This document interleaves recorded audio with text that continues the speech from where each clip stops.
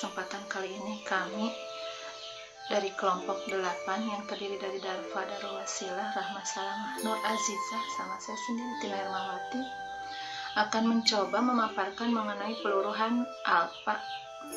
Namun sebelumnya kami mohon maaf apabila dalam hal pemaparan ataupun dalam penulisan banyak terjadi kesalahannya. Adapun bahasan yang akan kami bahas pada kesempatan kali ini adalah pengertian peluruhan alfa, kemudian kecenderungan peluruhan alfa, energi peluruhan alfa, syarat terjadinya peluruhan alfa, spektrum energi partikel alfa, sistematika peluruhan alfa, emisi partikel alfa, daya jangkau partikel alfa, daya ionisasi, manfaat partikel alfa, maaf ini menulisnya salah, alfa, dan terakhir adalah contoh soalnya. Di sini dapat kita lihat sebuah atom yang tidak stabil, dia akan memancarkan partikel alfa, beta, dan gamma. Pemancaran partikel alfa, beta, dan gamma oleh atom yang tidak stabil ini, dalam hal ini adalah atom yang memiliki proton lebih dari 83, tujuannya adalah untuk mencapai kestabilan inti atom. Nah, sekarang kita mulai masuk ke pengertian dari peluruhan alfa. Peluruhan alfa adalah suatu pancaran partikel alfa oleh unsur-unsur radioaktif untuk memperoleh keadaan setimbang, di mana partikel alfa ini adalah inti helium yang dipancarkan suatu inti yang tidak stabil. Oleh karena itu, lambang partikel alfa sama dengan lambang helium.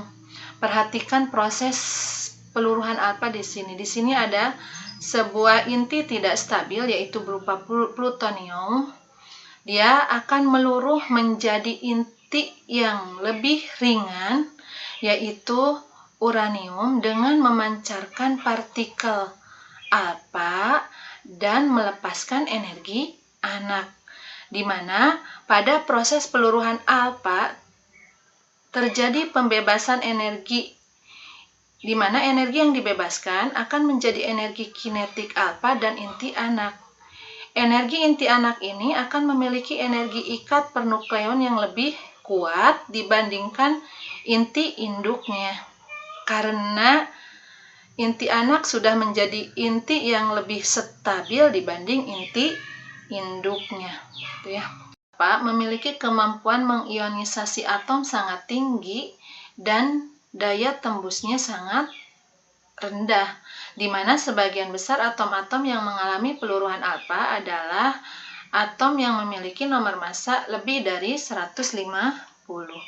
Kemudian partikel alfa terdiri atas 2 buah proton dan 2 buah neutron yang terikat menjadi satu atom stabil yang dapat dituliskan dengan helium dengan muatan 2+.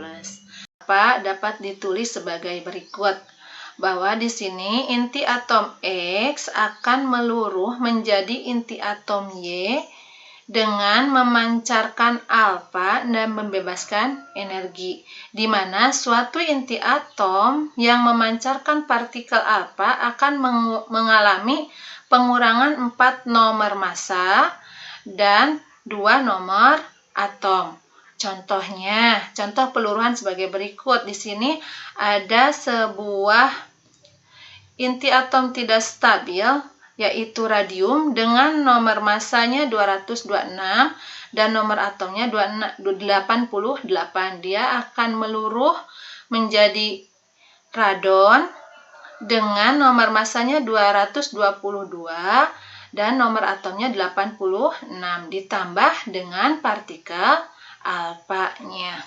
Gitu ya. Kemudian kecenderungan peluruhan alfa itu apa? Yang pertama, umumnya energi peluruhan bergantung atom A atom atau Z, kecuali bilangan-bilangan ajaib yaitu 2, 8, 20, 28, 50, 82, dan 126. Yang kedua, nuklida-nuklida dengan Z tertentu memiliki umur paruh sebagai energi peluruhan. Khususnya di sini adalah inti yang genap-genap. Dan yang terakhir, spektrum energi peluruhan alfa menggambarkan tentang skema tingkat energi inti, induk, dan inti anak. Partikel alfa ini akan disebabkan oleh tingginya energi yang dimiliki oleh partikel alfa. Pada peluruhan alfa akan terjadi pembebasan energi, di mana energi yang dibebaskan ini akan menjadi energi kinetik partikel atau dilambangkan dengan K alfa, dan energi kinetik inti anak yang dilambangkan dengan Kf.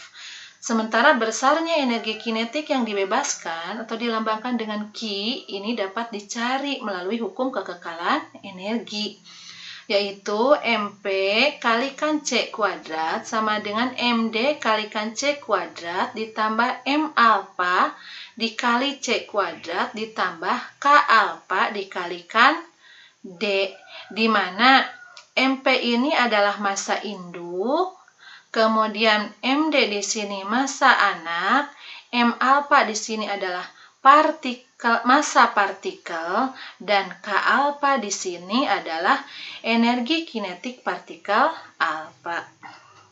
Kita lanjut ya. Peluruhan spontan akan terjadi bila mana massa diam dari induk inti lebih besar dari jumlah massa diam inti anak ditambah dengan massa partikelnya. Maka jika Q bernilai positif atau Q lebih besar dari 0, maka fraksi energi peluruhannya dapat dicari melalui persamaan berikut, bahwa K alfa sama dengan MD dibagi penjumlahan dari M alfa dan MD dikali dengan Q, atau KD sama dengan M alfa dibagi dengan penjumlahan dari M alfa dan MD dikali Q, di mana K alfa di sini adalah energi kinetik partikel alfa, MD di sini adalah massa anak, dan M alfa ini adalah massa partikelnya. Adapun contoh sumber pemancar alfa diantaranya adalah di sini adalah PO atau polonium dengan nomor massanya 210. Dia memiliki energi sebesar 5,3 mega elektron volt. Kemudian ada polonium dengan nomor massanya 214, dia memiliki energi pemancarnya sebesar 7,7 mega elektron volt. Dan ada lagi uranium dengan nomor massanya 238, dia memiliki energi pemancarnya sebesar 4,13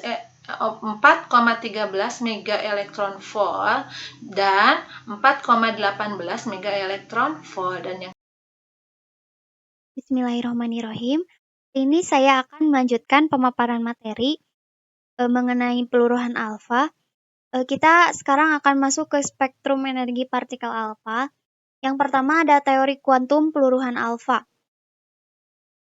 Nah, peluruhan alfa ini merupakan contoh dari efek tunneling.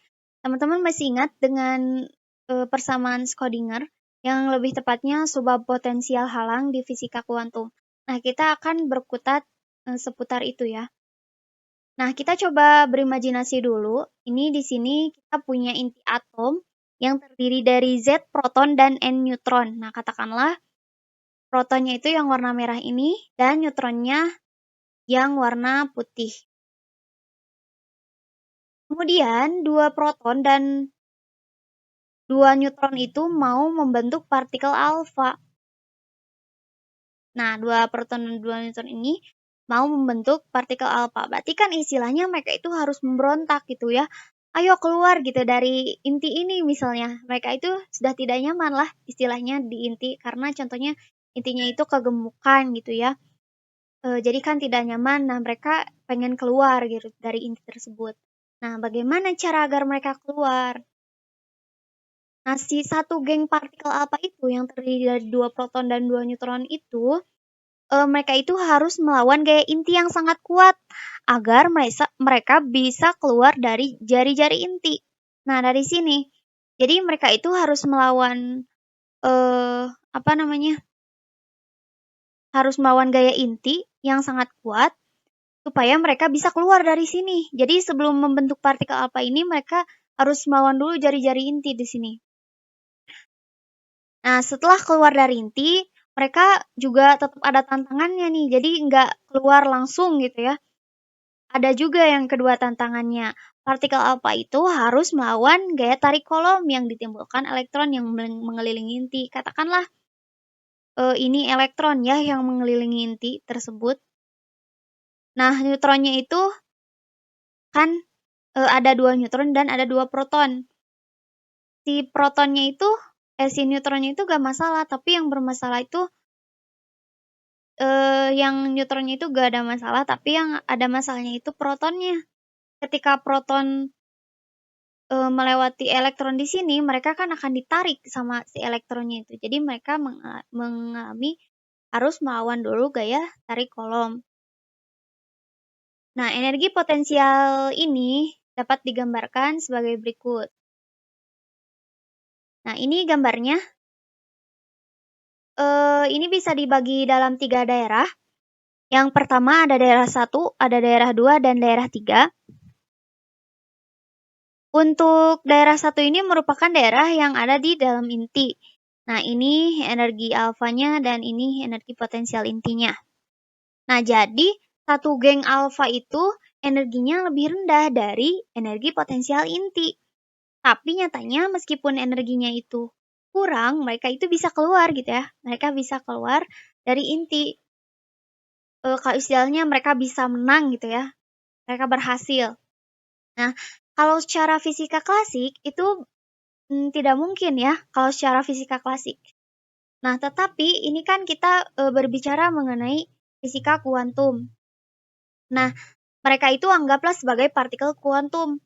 Jadi mungkin saja mereka bisa keluar meskipun energinya lebih kecil daripada energi inti yang tadi.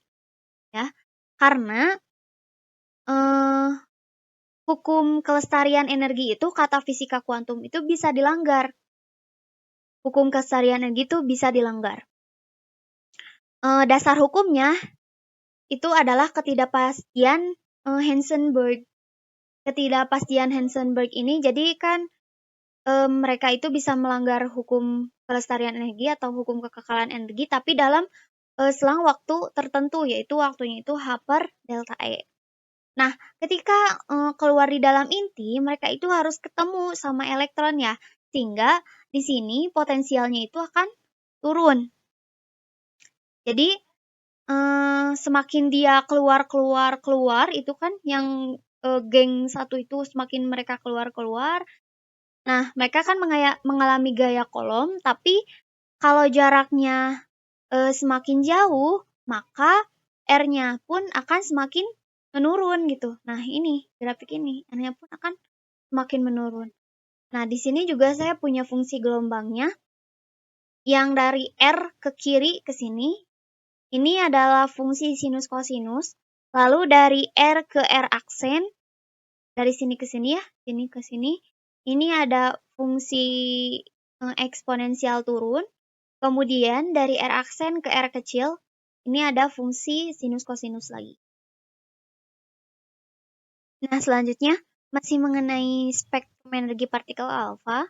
Nah, ini grafiknya juga sama, tapi saya akan sedikit menjelaskan mengenai yang mengemukakannya itu partikel alfanya. Jadi ilmuwan itu bernama George Gamow.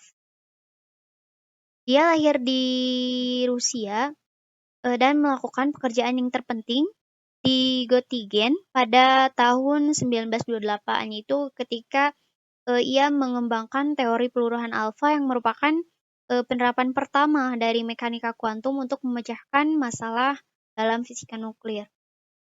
Jadi sedikit ya tentang Gamow ini. Jadi dia itu pergi ke Amerika Serikat tahun 1934. Kemudian ia bekerja di Universitas George Washington, kemudian pindah ke Universitas Colorado tahun 1936. Dan Gamow ini bekerja sama dengan Edward Teller untuk perluasan teori Fermi dalam peluruhan beta gitu ya. Setelah itu banyak penelitian berkaitan dengan astrofisika, terutama mengenai evolusi bintang.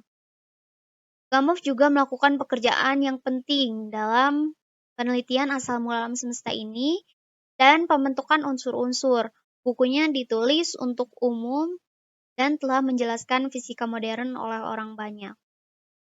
Nah, itulah sedikit tentang Gamow ya. Nah, jadi dia itu mengemukakan katanya ini, lambda itu sama dengan 1/C atau V in per 2R E pangkat min 2V integral BR akar 2M V min E dr. Jadi V-nya ini kecepatan partikel alfa dalam inti, R jari-jari inti, M massa alfa, RB adalah lebar barrier. Nah, teori Gamow ini ada kekurangan juga ya mengenai teorinya, yaitu kekurangannya yang pertama, kebolehjadian pembentukan partikel alfa ini di dalam inti itu tadi diperhitungkan. Nah, setelah diperhitungkan, ternyata bahwa V in per 2R itu sama dengan 10 pangkat 15. Lalu kelemahan yang kedua, kemungkinan pemancaran partikel alfa dengan L tidak sama dengan 0 itu juga tidak diperhitungkan. Untuk L tidak sama dengan 0, di samping potensial Coulombnya itu harus ditambahkan potensial sentrifugal sebesar Vs sama dengan L dikali L min 1 dibagi R kuadrat. Jadi, di samping potensial Coulomb harus juga ditambahkan potensial sentrifugal. Yang selanjutnya ada proses peluruhan alfa. Peluruhan alfa ini hanya akan terjadi bila mana massa diam dari inti induk lebih besar dari jumlah massa inti anak ditambah dengan massa partikel alfanya. Nah, ini dia. Jadi, inti induknya ini lebih besar ya daripada inti anak dan partikel alfanya. Dijelaskan ya tadi, kan mereka itu kayak gemuk gitu. Jadi, mereka ingin keluar gitu, yang 2 proton dan 2 neutron. Misalkan gemuk. Nah, inti-inti semacam ini bisa dilihat dari carta peluruhan nuklir. Hanya terdapat pada daerah nomor massa tinggi sekitar lebih dari atau sama dengan 200. Adapun proses peluruhan alfa bisa dilihat teman-teman dari gambar berikut ini. Jadi ini ada inti induk. Inti induknya ini jadi ada partikel alfa yang mau keluar. Nah, menghasilkan inti anak dan partikel alfanya yang tadi ya. Nah, inti induk ini meluruh menjadi inti anak ditambah sebuah partikel alfa. Hal ini terjadi karena inti itu terlalu besar. Peluruhan alfa dapat mereduksi ukuran inti. Jadi, saya punya contohnya di sini. Ada PU 23994, A-nya itu 239 dan Z-nya itu 94. PU ini, jadi inti PU ini dia itu ingin meluruh menjadi alfa, menjadi partikel alfa gitu ya. Intinya di sini apa? Nah, partikel alfa itu kan A-nya itu 4 dan Z-nya itu 2. Nah, berarti di sini katakanlah ini adalah inti X. Ini kan PU ya namanya. Ini X. Berarti di sini 239 dikurangi 4 berarti 235. 94 dikurangi 2 berarti 92. Nah, ternyata partikel X aksen ini itu punya nama, bisa dilihat ya. Nah, coba dicari nanti partikelnya ini yang nomor 235 itu A-nya 235 dan Z-nya itu 94, ternyata dia itu adalah partikel U. Nah, jadi kalau teman-teman semuanya menemukan soal gitu ya, ada yang meluruh menjadi partikel alfa, itu bisa dicari ya ininya, inti anak yang barunya itu apa. Dan ternyata alfa ini juga punya partikelnya itu punya nama, namanya helium. Jadi partikel alfa ini kalau meluruh ya pasti dia itu menjadi helium. Nah, selanjutnya ada sistematika peluruhan alfa. Jadi, di dalam inti, partikel alfa itu terikat oleh gaya inti yang sangat kuat, yang jauh lebih kuat dari gaya elektrostatis. Tetapi, jika partikel alfa ini bergerak lebih jauh dari jari-jari inti, ia akan segera merasa tolakan gaya Coulomb yang tadi ya. Jadi setelah dia keluar dari jari-jari inti, dia juga akan merasakan tolakan dari gaya Coulomb di kalau kita sebutlah sebagai penjaganya ya. Jadi di luar inti itu kan ada elektron-elektron. Nah, jadi dia juga akan merasakan tolakan gaya Coulomb. Nah, secara sistematis, ketika sebuah inti memancarkan sinar alfa atau partikel alfa, inti tersebut kehilangan 4 nukleon. Dua di antaranya adalah proton dan dua lagi adalah neutron. Jadi inti induk jadi inti anak ditambah partikel alfa atau dua proton dan dua neutron. Nah, dalam peluruhan dibebaskan energi ketika inti hasil peluruhan terikat lebih erat daripada inti semula. Energi yang dibebaskan muncul sebagai energi kinetik partikel alfa. Masanya dapat dihitung dari massa semua inti yang terlibat. Menurut persamaan, I sama dengan M dikali X dikurangi M dikali X aksen dikurangi M dikalikan alfa dikalikan C kuadrat, di mana C kuadrat ini merupakan kecepatan cahaya. Q menyatakan kelebihan energi massa inti berupa energi kinetik. Q kita dapat hitung dengan mencari K ditambah K. Karena massa elektron itu saling menghapuskan, maka digunakan massa atom saja. Itu mungkin untuk materi dari saya mengenai sistematika peluruhan alfa yang terakhir.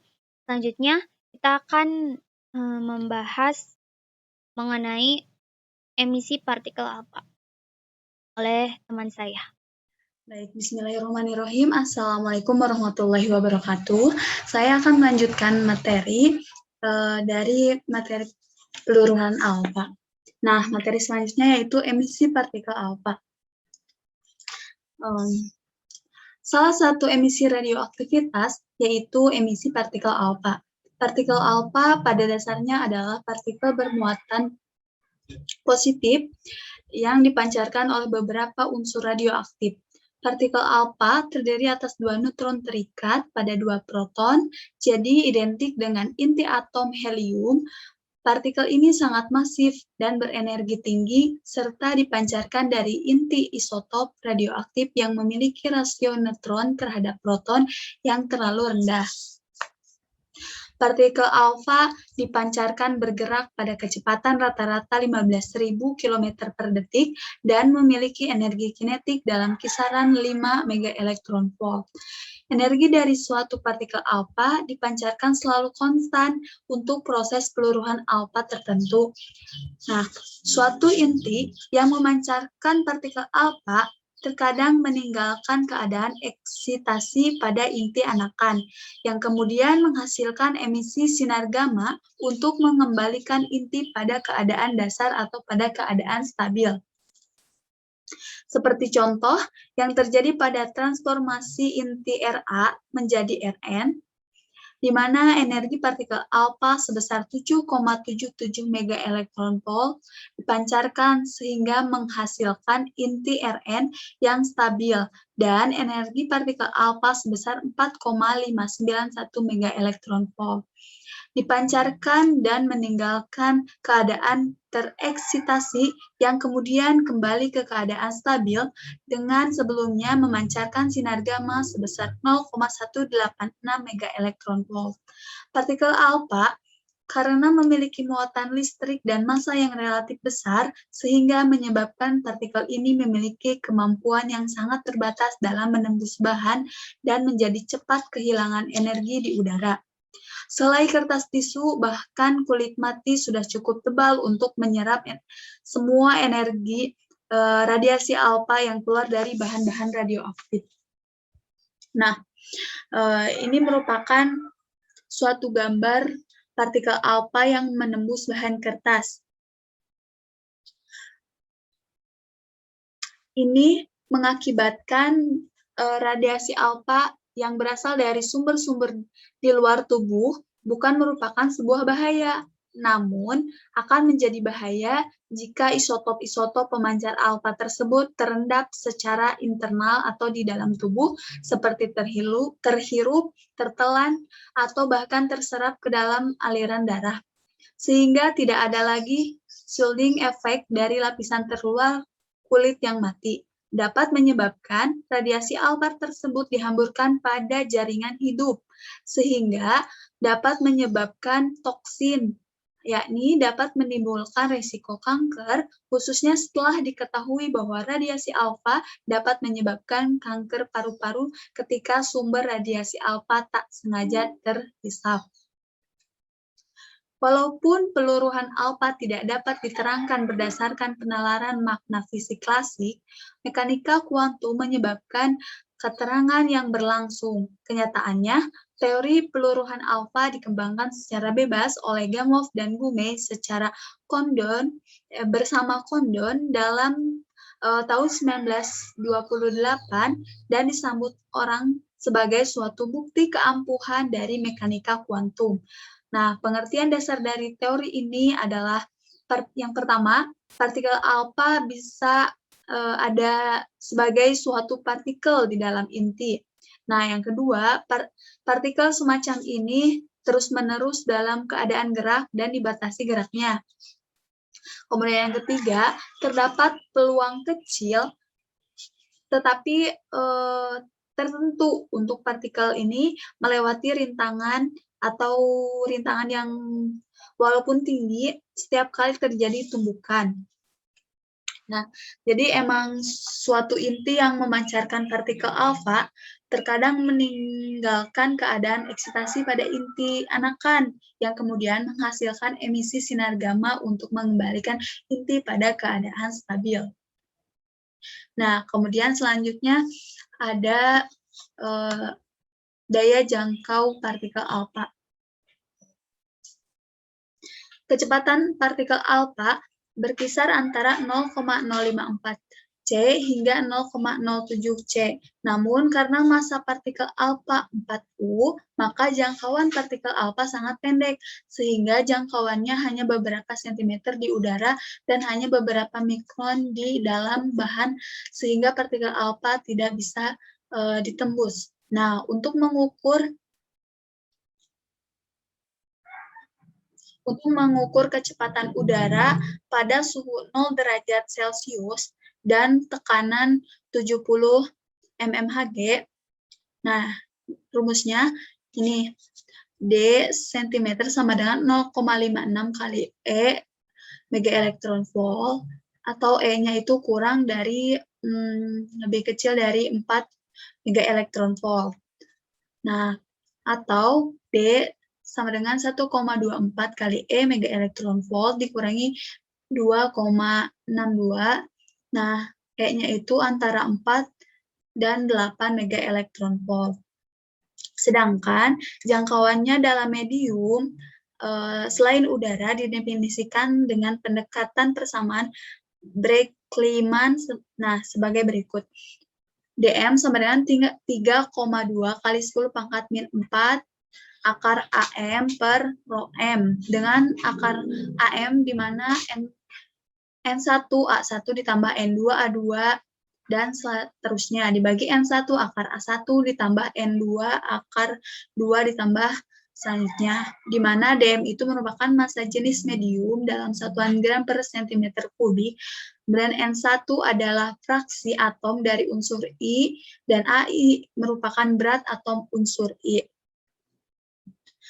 Nah, selanjutnya, daya ionisasi.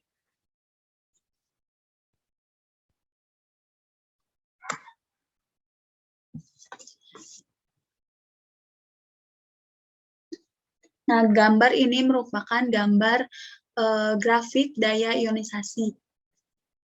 Partikel alfa bergerak cukup pelan karena masanya yang relatif besar. Karena muatannya juga besar, 2E, maka ionisasi spesifik sangat tinggi. Nah, ionisasi spesifik adalah banyaknya pasangan ion yang terbentuk persatuan panjang lintasan. Nah, pasangan ion yang terbentuk dalam orde puluhan ribu pasangan ion per sentimeter lintasan di udara. Nah, ionisasi spesifik dirumuskan dalam IS itu ionisasi spesifik sama dengan pasangan ion perjangkauan alfa dalam sentimeter sama dengan K alfa per WD. Kemudian selanjutnya manfaat partikel alfa. Yang pertama ada radium 226 dapat digunakan untuk pengobatan kanker. Yang kedua, polonium 210 berfungsi sebagai alat statik eliminator dari paper mills.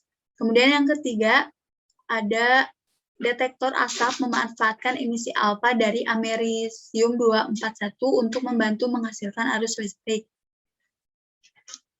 Nah, yang pertama ini radium 226 dapat digunakan untuk pengobatan kanker, yakni dengan memasukkan jumlah kecil radium ke daerah yang terkena tumor. Nah, untuk yang kedua, kan polonium itu berfungsi sebagai alat statik eliminator dari paper mills di pabrik kertas atau di industri lainnya. Kemudian yang ketiga, detektor asap memanfaatkan emisi alfa dari amerisium 241 untuk membantu menghasilkan arus listrik sehingga mampu membunyikan alarm saat kebakaran. Nah, untuk pembahasan yang terakhir, yaitu contoh soal. Hitunglah energi kinetik partikel alfa yang dipancarkan dalam peluruhan alfa dari 226 RA. Untuk penyelesaiannya, 226.888 RA138 itu meluruh menjadi 222.86 RN136 ditambah alfa. Nah, di mana Q-nya itu massa 226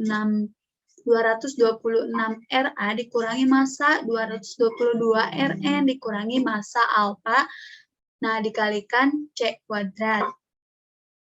Massa 226 RA-nya itu 226,025406 U dikurangi massa 222 RN-nya 222,017574 U dikurangi massa alfanya itu 4,002603 U. Nah, si C kuadratnya itu 931,5 mega elektron volt per U. Dengan hasilnya 4,871 mega elektron volt. Jadi Q-nya itu sudah diketahui ya, 4,871 mega elektron volt. Nah, tinggal mencari energi kinetiknya.